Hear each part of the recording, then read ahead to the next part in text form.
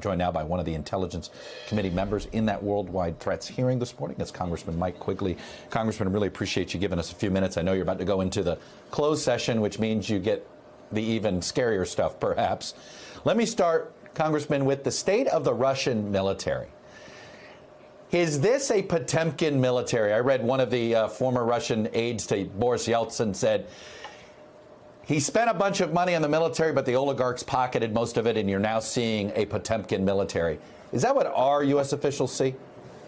Look, I think the world was surprised at some of the incompetence that they're witnessing with the Russian military, a convoy 40 miles long, stuck in place, logistical nightmares. But in no way do I want to diminish the extraordinary threat they pose to Ukraine and Europe and the rest of the world. Obviously, they have a nuclear arsenal, and we have a president who seems to be making any kind of threat that he thinks he can justify. Now, we know that Putin has saber-rattled on nukes, but our folks say he's not actually done anything internally. Let me ask you this, Congressman. What do we have an idea of how their nuclear sort of chain of command, the command and control works, and how isolated are these folks with Putin or from Putin? You know, I think there have been articles that were well written that talked about how isolated Putin is and how difficult it is to get good intelligence on him, and I think that's still accurate. You know, what troubles me when I think of Putin and the statements he made, we haven't had a Russian leader talk like that since the 60s.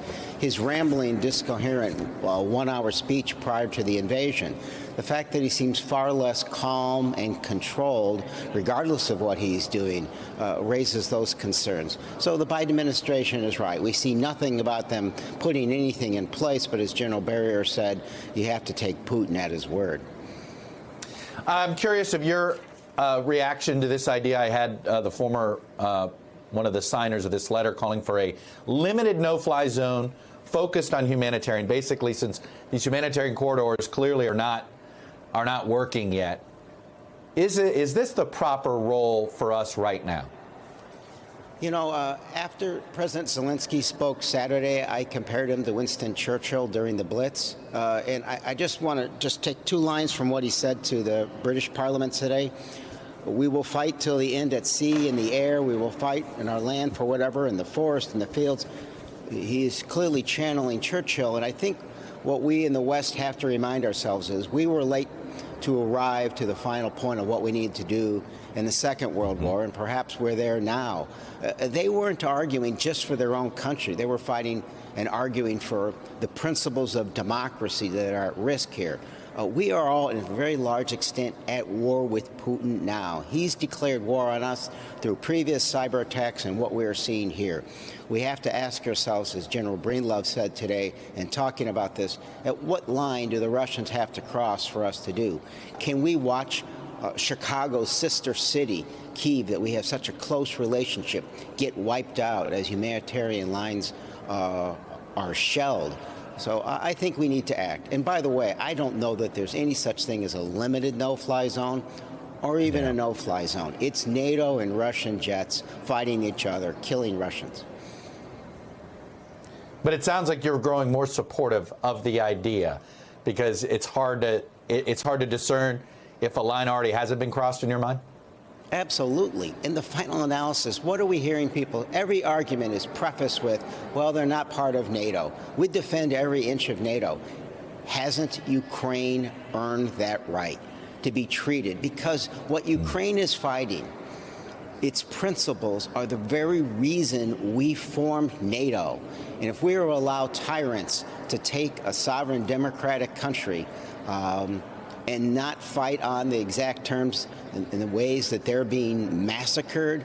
Again, Zelensky Saturday asked us directly, don't allow us to be exterminated. It has to be a lesson for all those who gave their last full measure of devotion in the Second War to end such threats. Given Putin's actions at this point, how should we even offer him an off-ramp that keeps him in power? oh, there's always room for diplomacy, and I suspect we have very little ability to remove Putin from power other than, strangely as it seems, the sanctions. Because I think Putin's greatest fear, as was previously referenced, is to be thrown out by his own people and hide in some hole, as we've seen previous tyrants do, hiding from their own people. But there's always room for diplomacy. If there's a way to end this and end the massacre that's taking place, I think you make every effort to do so. Congressman Mike Quigley, I know you got to run off. Democrat from the House Intelligence Committee. Like I said, you're going into closed session, which means it could be the really scary stuff. Appreciate you coming on, sharing with us what you can.